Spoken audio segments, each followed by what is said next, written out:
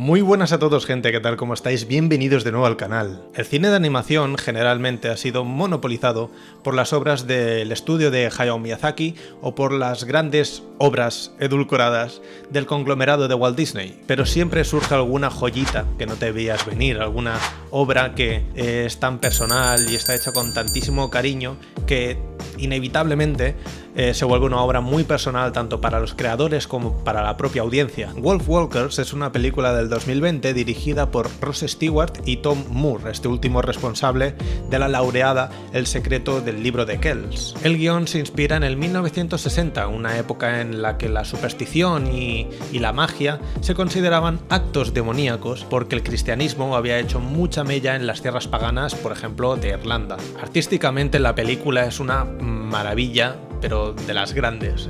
No voy a profundizar mucho en el tema, primero porque no soy ningún experto y segundo porque no tengo mucho más que añadir. Me parece que la animación es preciosa, está extremadamente bien realizada y creo que es un tipo de animación que despierta muchos sentimientos en el espectador. Es una animación muy emocional. Pero sí que quería hablar sobre las temáticas que trata Wolf Walkers, que es una película que no maltrata la inteligencia del espectador, tenga 4 o 35 añitos. Uno de los primeros mensajes de la película es evidente, la ecología. Como en La princesa Mononoke del mencionado estudio de Hayao Miyazaki, nos encontramos aquí con un conflicto entre las sociedades medievales y la naturaleza. La expansión protocapitalista, podríamos decir, de los ingleses en este pequeño rincón de Irlanda, sigue expandiendo, llegando a querer destruir los bosques, ya sea por su materia prima o para destruir los animales que los habitan. Aunque los orígenes temáticos de Wolf Walkers pueden parecer lejanos, pues nada más lejos que la realidad. La naturaleza versus la religión y, por ende, el paganismo contra la tradición judeocristiana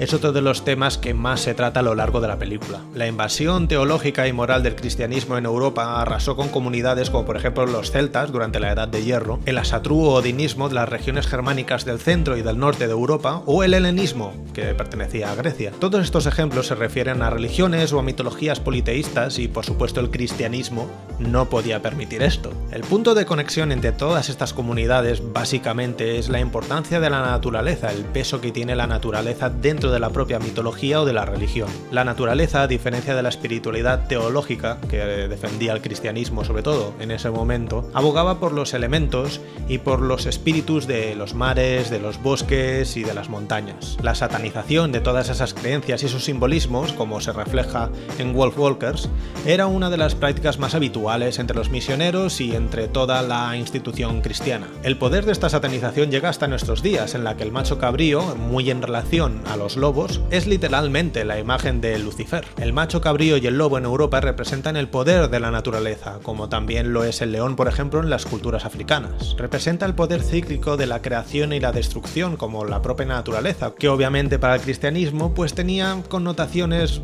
relacionadas con la magia negra y con los cultos terrenales, con los 4 elementos: la tierra, el agua, el aire y el fuego. Seguro que conocéis el sello de Baphomet, es la típica imagen que representa a Satanás y que está vinculada a la iglesia satánica, que sale en todas las películas que hayáis visto relacionadas con demonios. Pues bien, si sustituís el macho cabrío por un lobo es prácticamente lo mismo. Los lobos en Wolf Walkers son el auténtico demonio porque básicamente lo dice un señor que ha llegado ahí, y ya está, literalmente. El odio irracional hacia lo desconocido por puro terror era uno de los pilares básicos del doctrinamiento católico en tierras paganas. Y esto la película lo refleja perfectamente. Otro tema de tremenda actualidad que retrata el film es el papel de la mujer en la sociedad feudal. Nuestra protagonista, Robin, con un nombre tremendamente vinculado a la naturaleza, es la típica chica que no quiere hacer lo que le mandan los demás. Su misión es quedarse en casa cumpliendo con los roles de género y limpiando y cocinando todo el puto día. Esa es su misión en la vida, estar al servicio de la comunidad y, por ende, al servicio de los hombres. Robin representa la lucha contra ese estereotipo, ya que quiere ser libre y luchar contra aquellos que en ese momento,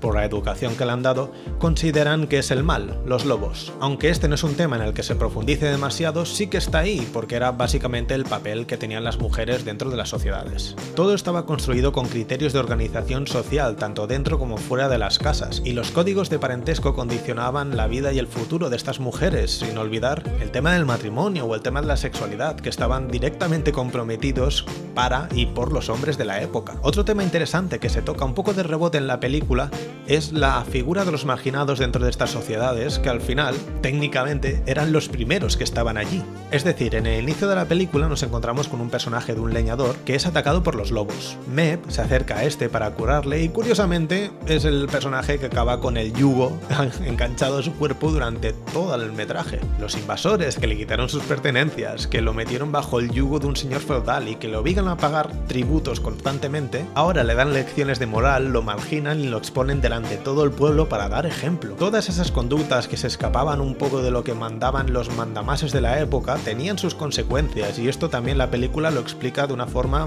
muy buena. El personaje de Lord Protector, inspirado en Oliver Cromwell, un político y militar inglés que era muy conocido por la brutalidad de sus invasiones tanto en Irlanda como en Escocia, no es más que un dictador de la moral y finalmente se acaba transformando en el archienemigo de la película. Y siguiendo con el personaje Lord Protector, es evidente que la película trata muchas temáticas relacionadas con las invasiones de los ingleses, tanto en el gran islote que conocemos a día de hoy como Reino Unido, como en otros territorios del mundo como podían ser Egipto, Sudán, Australia o la India. Unas invasiones en las que el Imperio Británico extendió la tecnología, el comercio, su idioma, sus costumbres y obviamente pues su moralidad y su teocracia. Y no nos olvidemos de su racismo, tremendamente acentuado a finales del 1800, cuando entre Francia, Alemania e Inglaterra se repartieron toda África. En definitiva, Wolf Walkers es más que una película preciosa y muchísimo más que una película de animación. Es una obra muy completa que no olvida que además de entretener al espectador y llenarnos el alma de tantísima belleza, es muy importante tratar ciertos temas para no olvidarnos de ellos y a la vez también reflexionar sobre ellos en nuestra actualidad. Muchas gracias a todos por ver el vídeo, espero que os haya gustado. Si os ha gustado la película, dejádmelo aquí, dadme vuestra opinión también sobre lo que he hablado yo, sobre estas temáticas, si creéis que